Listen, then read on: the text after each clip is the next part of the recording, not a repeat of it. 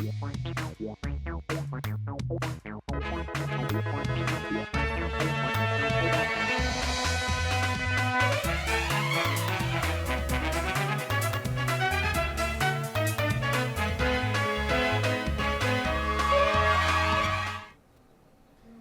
मेरा नाम है जयंती झा और आप देख रहे हैं राष्ट्रीय समाचार। पहले बिना देर के एक नजर डालते हैं हेडलाइंस पर। धर्मेंद्र प्रधान का कांग्रेस पर बड़ा हमला, परिवारवाद और देश विरोधी मानसिकता का लगाया आरोप। वेस्ट बैंक में बस्तियों के मुद्दे पर भारत ने दोहराई अपनी पुरानी नीति, 2 राष्ट्र समाधान का दिया समर्थन। छत्रपति संभाजीनगर की खाम नदी में दिखने लगा सुधार, 2021 में शुरू मिशन से बदली तस्वीर। बेगूसराय में पुलिस की बड़ी सफलता, 2 अपराधी गिरफ्तार, 4 पिस्टल और 8 मैगजीन बरामद। भिवाड़ी पटाखा फैक्ट्री विस्फोट में मोतिहारी के मजदूरों की मौत, 25 लाख मुआवजे और नौकरी की मांग। केंद्रीय गृह मंत्री अमित शाह जल्द ही त्रिपुरा की राजधानी अगरतला में joint regional official language conference का उद्घाटन करेंगे, जिसमें मुख्यमंत्री मानिक साहा भी उपस्थित रहेंगे। उद्घाटन समारोह में अमित शाह ने कहा कि हिंदी और स्थानीय भाषाओं के बीच कोई संघर्ष नहीं है, क्योंकि ये दोनों एक ही मां की बहनें हैं। उन्होंने कहा हिंदी सभी भाषाओं की सखी है और हिंदी को बढ़ावा देने से सभी भाषाएं मजबूत होती हैं। उन्होंने ये भी उल्लेख किया कि प्रधानमंत्री नरेंद्र मोदी के नेतृत्व में देश स्वभाषा सीखने और अपनाने के संकल्प के साथ आगे बढ़ रहा है।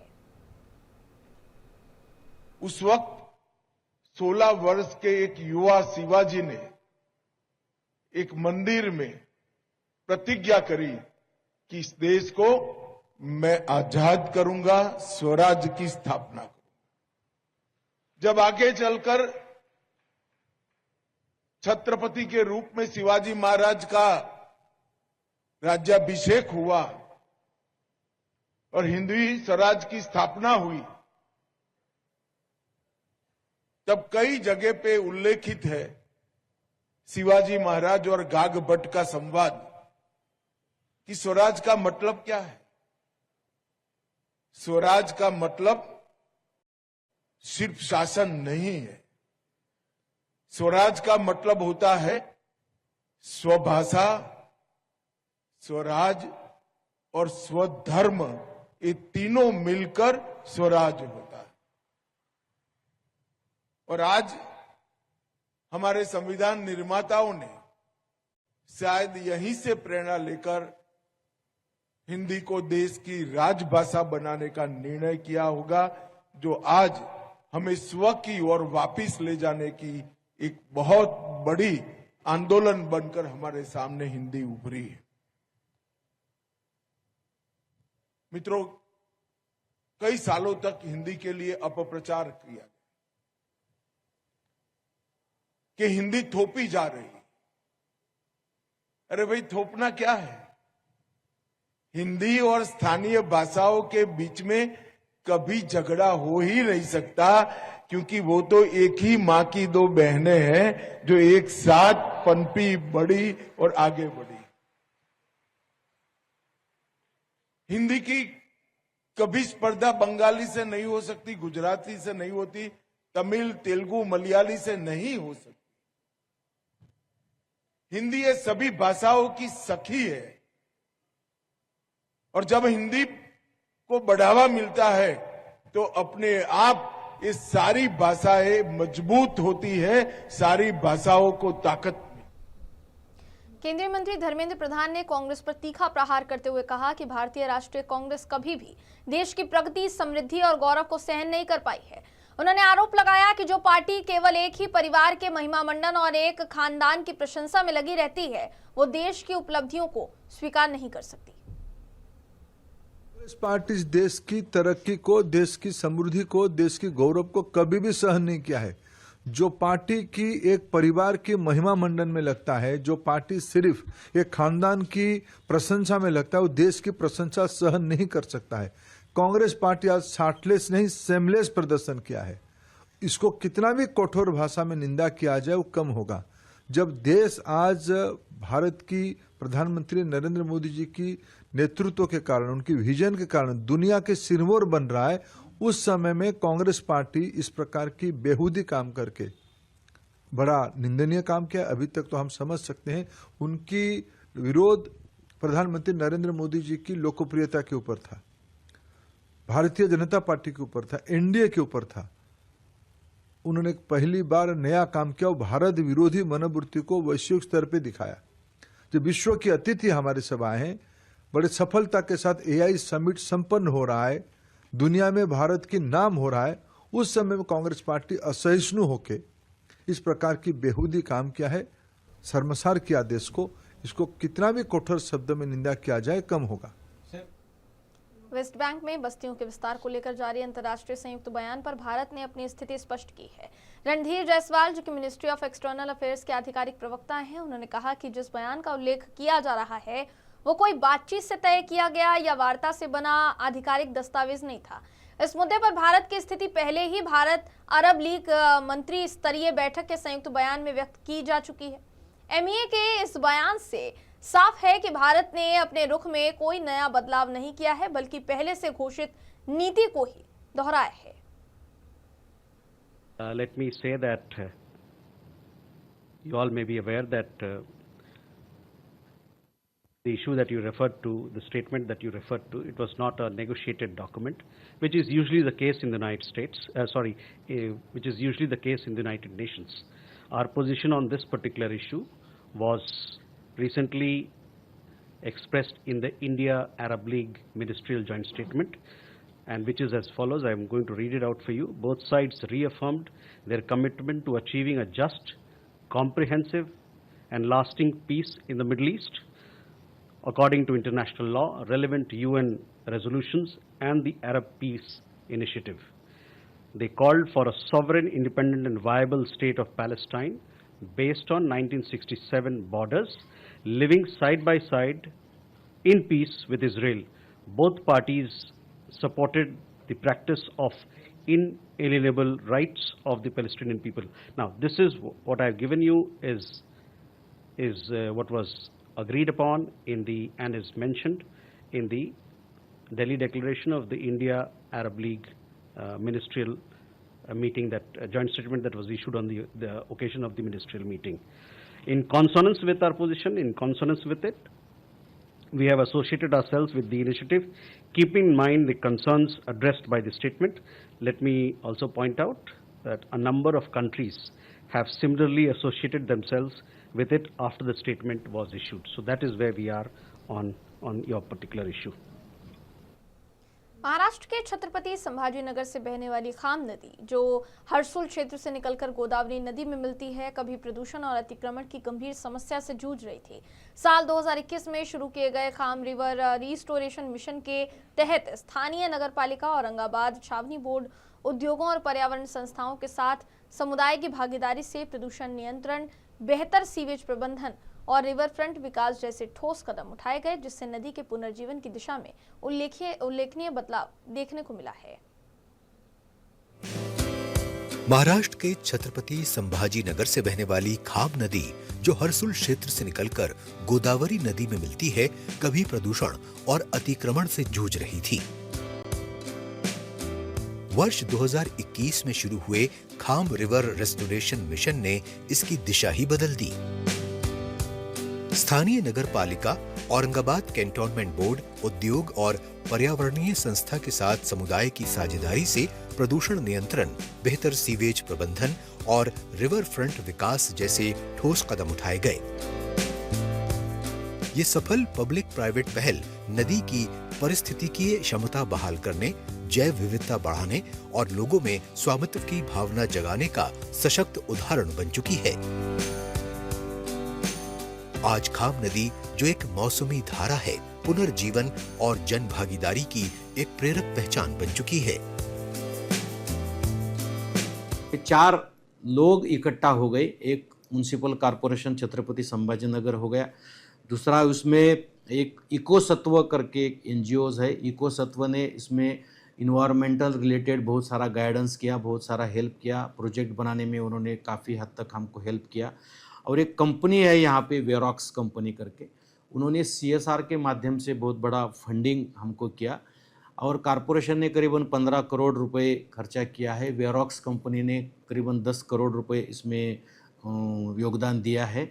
और इन सबके सहयोग से हमने सिटी में का जो एरिया है वो पूरा क्लीन कर दिया है।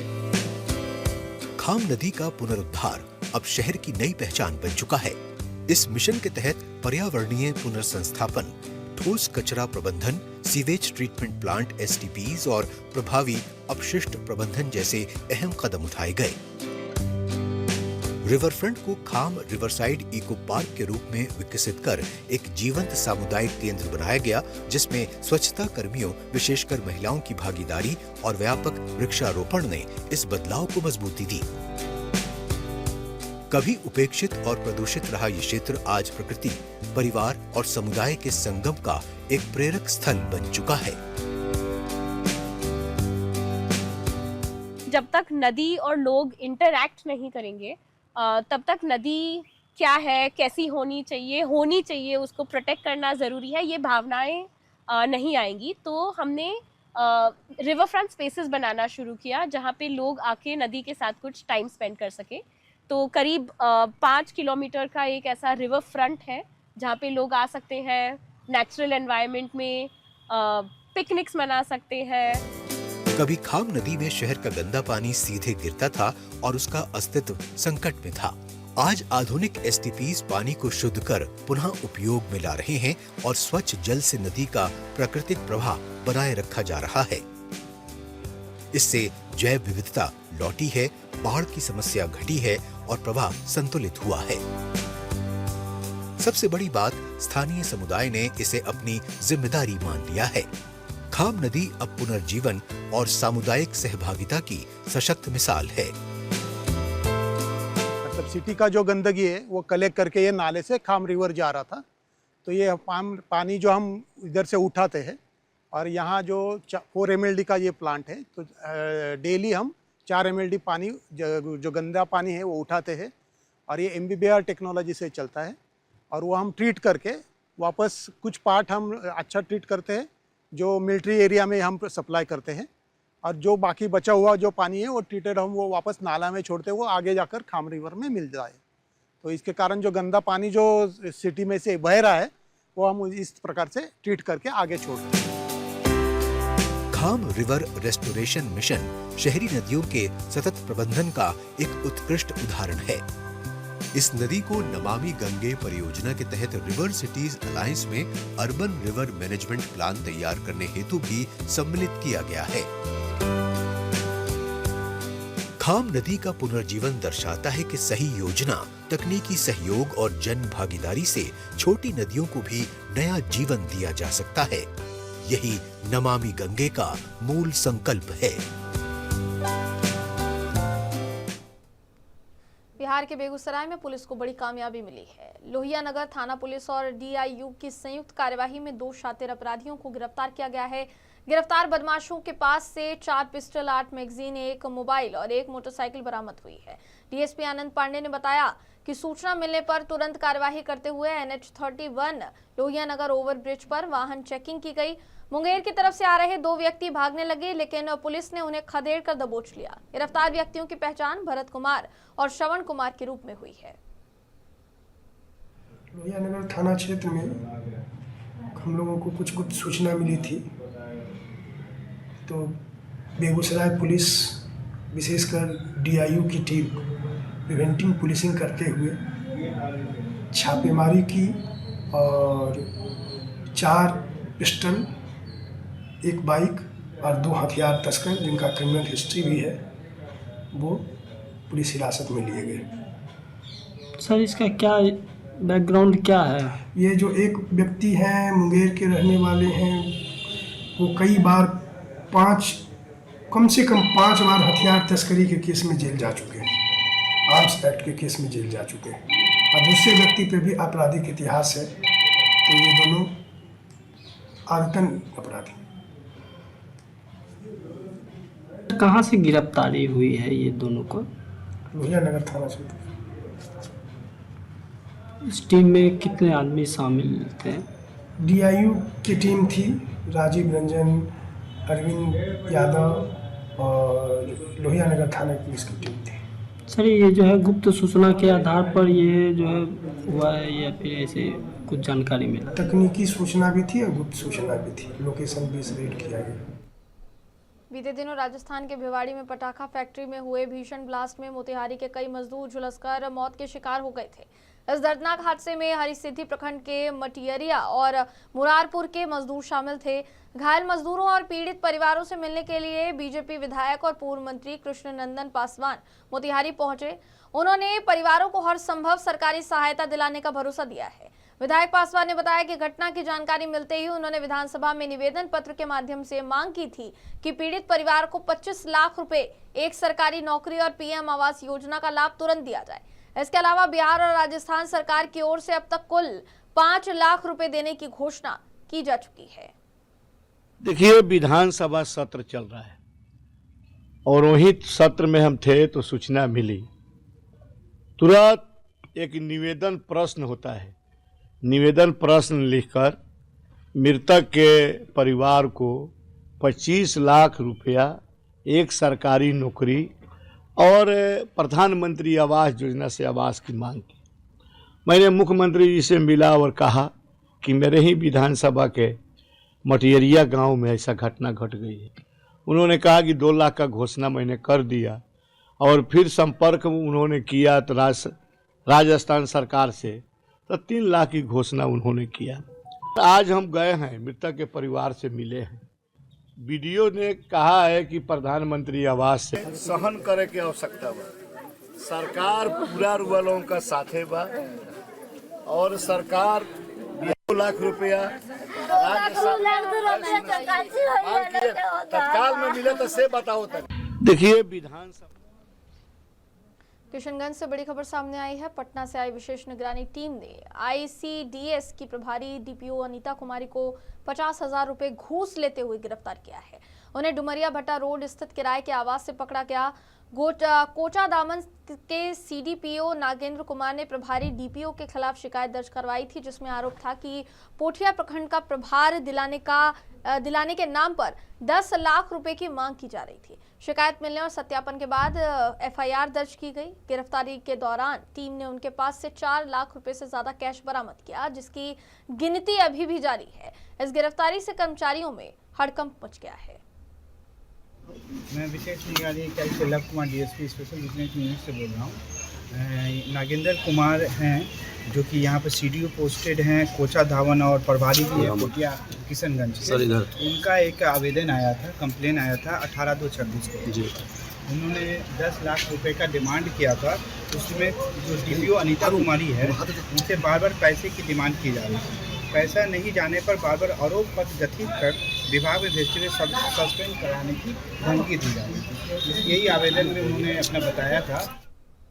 गाजियाबाद पुलिस ने प्रतिबंधित कफ सिरप की तस्करी करने वाले अंतर्राज्यीय गिरोह के मुख्य आरोपी सौरभ त्यागी की करीब 2 करोड़ रुपए की चल अचल संपत्ति जब्त कर बड़ी कार्यवाही की है। जांच में सामने आया है कि आरोपी एनसीआर में कफ सिरप इकट्ठा कर आरएस फार्मा फर्म के माध्यम से अवैध कारोबार चला रहा था। आयकर रिटर्न में 5 वर्षों में करीब 59.78 लाख रुपए की आय दर्शाई गई, जबकि 2020 से 2025 के बीच 2 करोड़ रुपए से ज्यादा की संपत्ति अर्जित की जा चुकी है। इंदिरापुरम के शक्ति खंड और ज्ञान खंड में व्यवसायिक संपत्तियां, साथ ही साथ 4 कारें खरीदी गई, जिन्हें अवैध कमाई से अर्जित माना गया। पुलिस ने ये संपत्ति एनडीपीएस एक्ट की धारा 68F के तहत सीज कर दी है और गिरोह के नेटवर्क और अन्य संपत्तियों की जांच जारी है।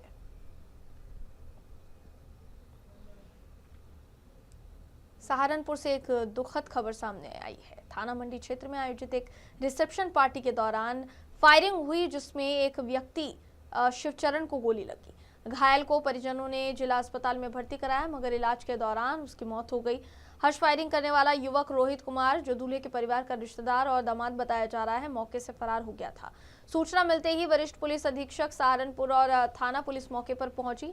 शव को कब्जे में लेकर पोस्टमार्टम के लिए भेज दिया गया है और परिजनों की तहरीर प्राप्त कर मुकदमा पंजीकृत किया गया है।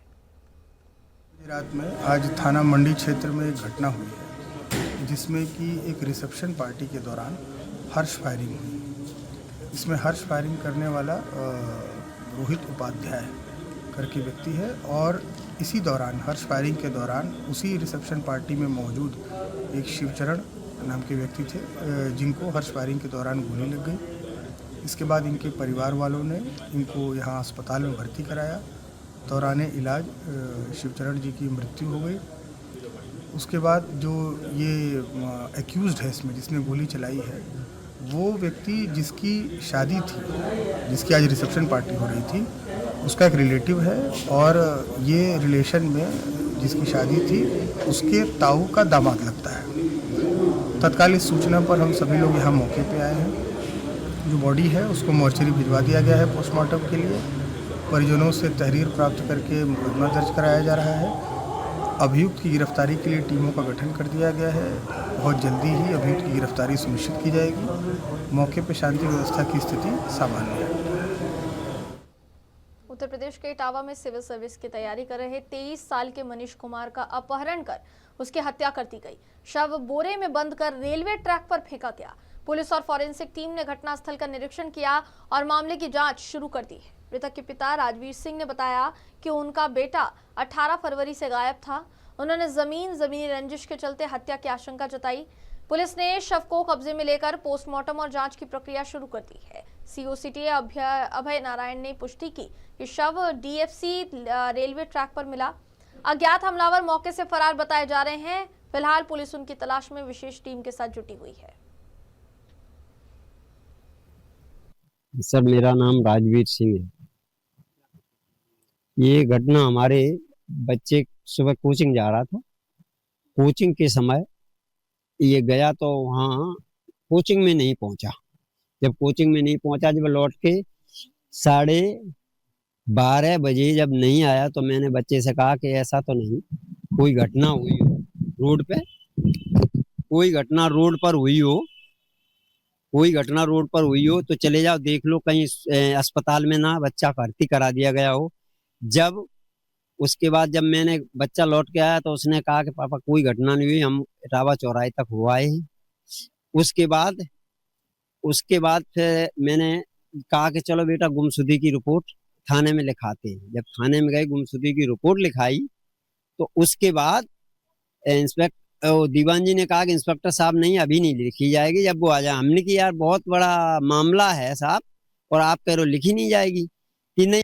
शाम लगभग 10 बजे के आसपास से रेलवे से सूचना प्राप्त हुई थाना इटविल को कि चित भवन रेलवे क्रॉसिंग के पोल नंबर 625/17 पर एक डेड बॉडी मिली हुई है। उस डेड बॉडी पर तत्काल पुलिस मौके पर पहुंची। वहां पर देखा गया कि इसकी पहचान नहीं हो सकी थी, जिसे ला करके यहाँ सऊदी छेदन मोर्चरी पर रखा गया है। पहचान और शिनाख्त की कार्यवाही के क्रम में ही मौके पर वहाँ पर एक भरथना थाने में गुमशुदगी लिखाए हुए परिजन भी पहुंचे थे, जिनको बॉडी की पहचान के लिए यहाँ लाया गया है। अभी संभवतः उन लोगों के द्वारा यह बताया गया है कि वो बाकी पार्ट ऑफ बॉडी देख करके कि ये मेरा ही बेटा है या हो सकता है, इसके आधार पर शिनाख्त होते ही आगे की जो अग्रेतर विधिक कार्रवाई है वो अमल में लाई जा रही है। नहीं, ये तो डेड बॉडी जो अपने यहाँ बॉडी बैग होता है उसमें लेकर के आया गया है।